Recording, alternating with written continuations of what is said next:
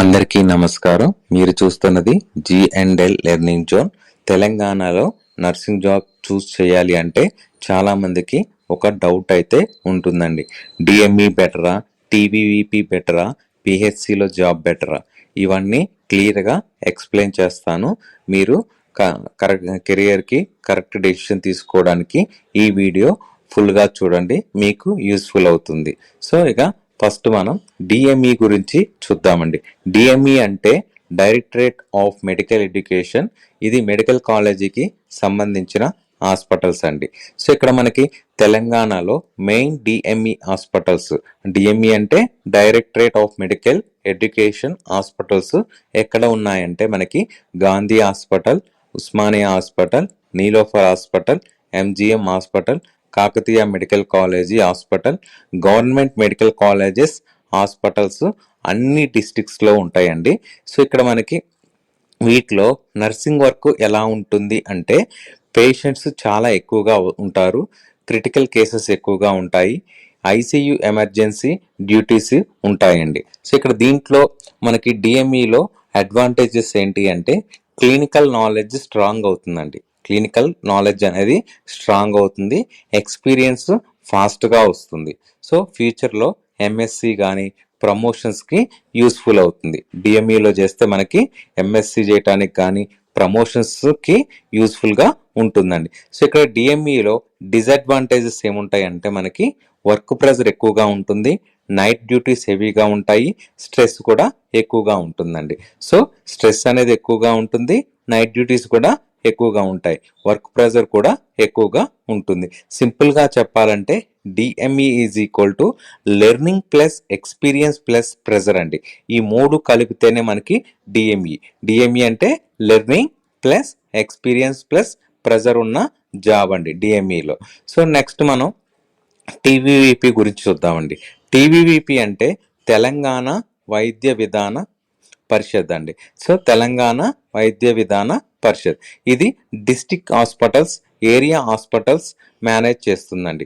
So district hospitals, area హాస్పిటల్స్ని manage చేసేదే TVVP అండి. సో తెలంగాణలో టీవీవీపీ హాస్పిటల్స్ ఎక్కడెక్కడ ఉన్నాయంటే డిస్టిక్ హాస్పిటల్స్, ఎవ్రీ డిస్టిక్కి హాస్పిటల్ అనేది ఉంటుంది.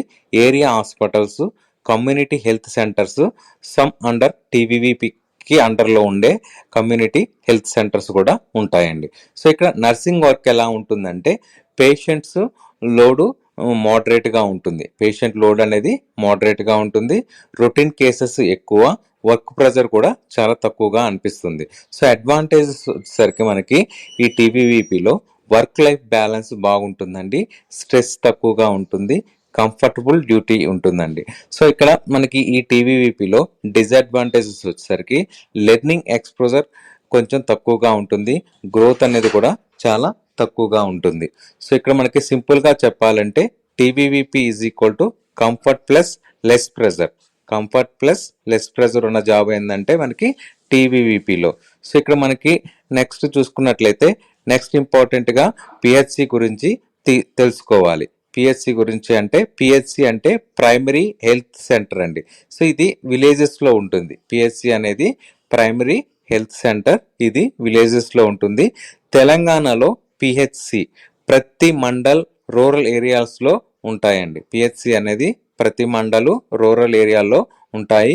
విలేజెస్కి బేసిక్ హెల్త్ సర్వీస్ ప్రొవైడ్ చేస్తాయి. విలేజెస్కి బేసిక్ హెల్త్ సర్వీస్ అనేది ప్రొవైడ్ చేస్తాయి. ఇక నర్సింగ్ వర్క్ ఎలా ఉంటుందంటే deliveries, vaccinations, basic treatments, field work కూడా ఉంటుంది.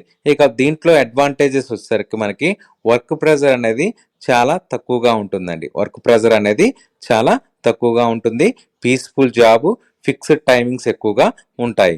ఇక డిసడ్వాంటేజ్ చూసుకున్నట్లయితే మనకి పిహెచ్సిలో లెర్నింగ్ ఎక్స్పోజర్ చాలా తక్కువగా ఉంటుంది, కెరీర్ గ్రోత్ కూడా స్లోగా ఉంటుంది, విలేజ్ పోస్టింగ్స్ ఉంటాయి. సింపుల్గా చెప్పాలంటే PHC is equal to peaceful job plus low growth. So ఇక మనకి ఒకసారి కంపారిజన్ చూద్దామండి. డిఎంఈ అంటే ఏంటంటే high work load, high learning ఉంటుంది. High work load high learning ఉంటుందండి. టీవీవీపీ వచ్చేసరికి మనకి moderate work load balanced life ఉంటుందండి. టీవీవీపీలో moderate work load balanced life ఉంటుంది. పిహెచ్సిలో వచ్చేసరికి low work load peaceful life ఉంటుంది.